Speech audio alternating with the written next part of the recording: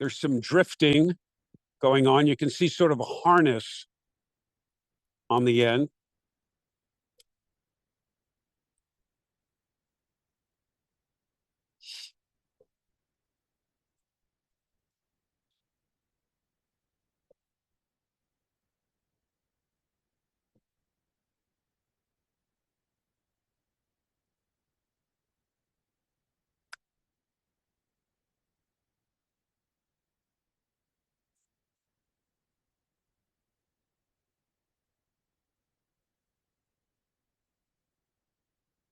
Once again, they are lifting what could be the Martin car out of the water right now.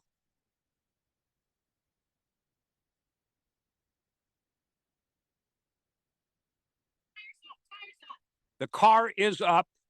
We see the top of it. We see a tire. Remember, this car was upside down, and it is coming up upside down. We see a tire.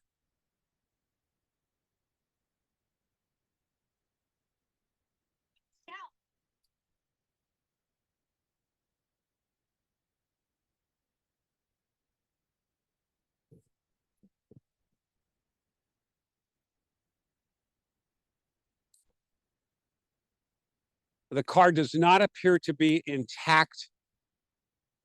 As we were told, much of the body of the car is missing. We can see the engine in the front.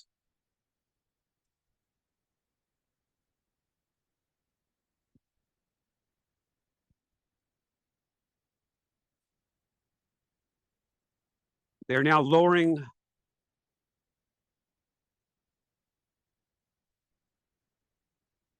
the car onto the tarp. It's on the back of the truck.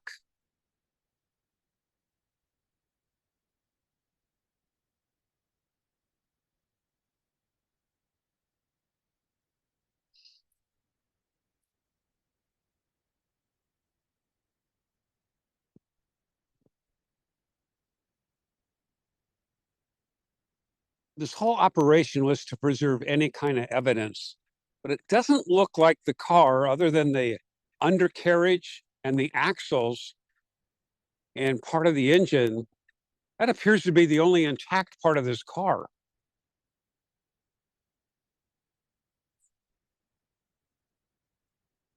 Most of the body of the car is missing, the doors, the windows.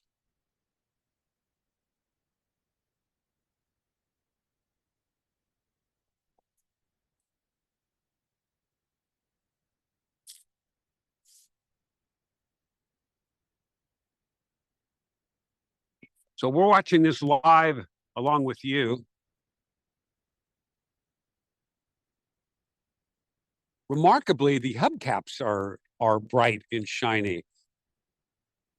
So the flatbed truck moving into place, pulling up forward so they can swing things around.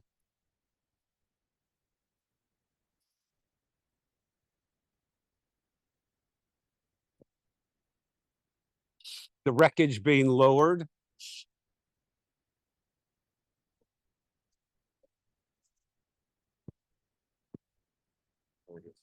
Greg Graven joins me right now. It was his grandfather, Walter Graven, who originally investigated the disappearance of the Martins. And Greg, taking a look at this, the remains of this car, what are you thinking?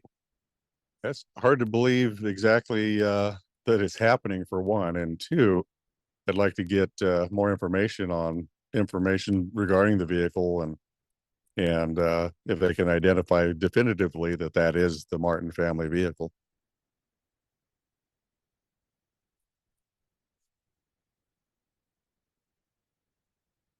Unfortunately, there's a lot that's missing from the vehicle, but it appears, from all intents and purposes, from what I can see from here, from this vantage point, that very could likely be that Ford station wagon Squire. What's left of it? Archer Mayo, the diver who said, hey, he felt the car was pretty intact. It's intact as far as the axles, but most of the body, missing the doors and other parts of the car. Yeah, at least from the vantage point that we can see, we don't know what was not retrievable that could still be potentially retrievable at this point.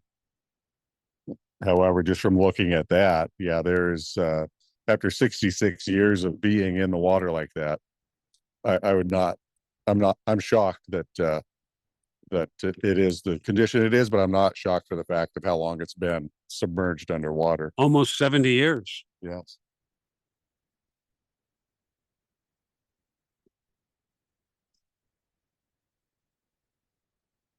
So they're starting to remove the cables from the car. Remarkably, the hubcaps are nice and shiny, which seems kind Yeah. of strange. Yeah. First thing that caught my eye when it was coming out of the water is the wheels and the hubcaps on it. Now we want to be very respectful too, because we don't know if there's even, slight remains of any human remains in that car. We just don't know, but that's what they'll be investigating very carefully. Absolutely. Yeah. Again, they're going to be very methodical and take their time. And whatever they have here is of evidentiary value, as well as whatever might still be remaining under the surface of the water. And Greg, you had talked about this before, but this car will be put on the flatbed, wrapped up, and then taken to a secure location where they can just comb through everything, right? Correct. Yeah, I can't speak specifically here of what's going to take place, but it'll be at an undisclosed location that is secure. And then they will do a forensic examination of it, more than likely not with the Oregon State Police Forensic Lab, and then definitively determine what we're looking at, and then anything else that they discover to look at those items as well and do a forensic examination of the whole of what they find. Once again, that's Greg Graven I'm speaking with, and his grandfather, Walter Graven, was a Multnomah County detective who has investigated this case thoroughly.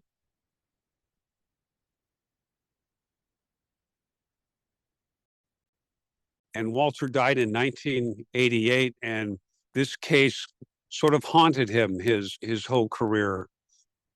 You wonder what your grandpa would think, as here we are witnessing this live, Greg. He would not have the restraint that I have. I've been in law enforcement a little while, and I know that my grandfather would be, regardless of anything, right down there in the middle of all of that and doing what he can to determine what we're looking at. Yeah, we can't speculate on what we're seeing here, but so a large part of the car is intact, but part of the car is missing. Some parts of the car, which probably is typical for something that's been in the water for that long, almost 7 decades.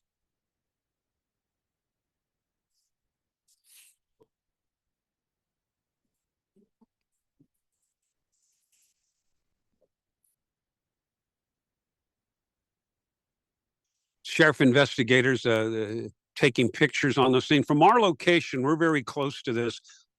We cannot take pictures from here. That's the rule. We want to preserve the integrity of the investigation. The sheriff said they will share images with us. Coin 6, the only news outlet allowed in this, what they call the command center area, because of our work, my work over the years, the last several decades following this mystery, the mystery of the Martin family.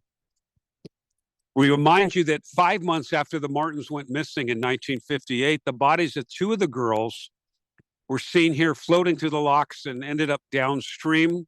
But the remains of the 3 remaining Martins, Father Ken, Mother Barbara, and then daughter Barbie, have never been recovered. And now we have, it looks like, and we're presuming, a large section of the Martin car, possibly.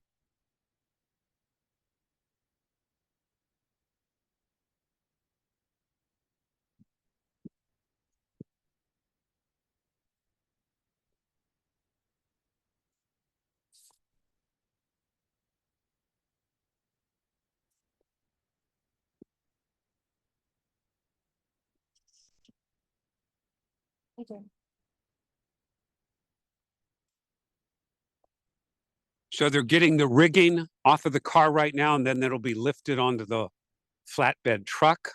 I see the sheriff, Hood River Sheriff down there, Matt, and with his team, and they've done an exceptional job. This was a big piece of work, bringing this up. So hopefully, possibly, a key piece of evidence in the disappearance of the Martins here has been recovered.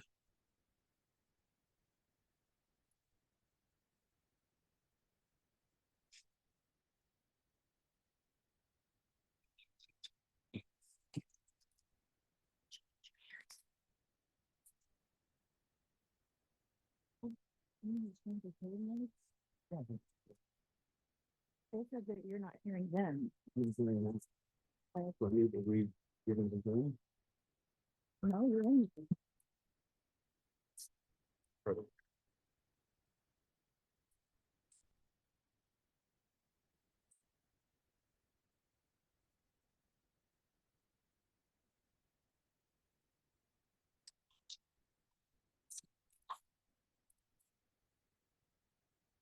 Okay, I'll be on the news at 4 o'clock here, but this is our live coverage on coin.com.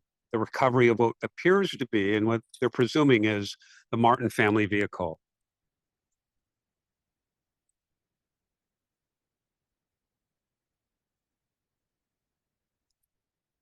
They're editing video of everything we just saw.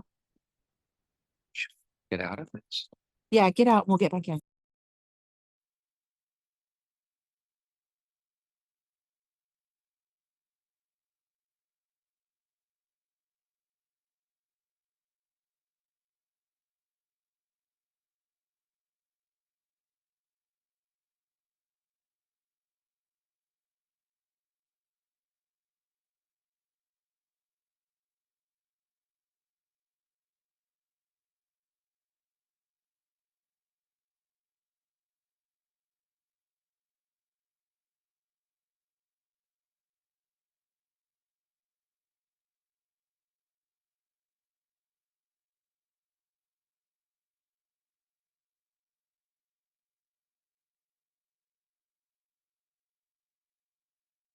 The stream is not great.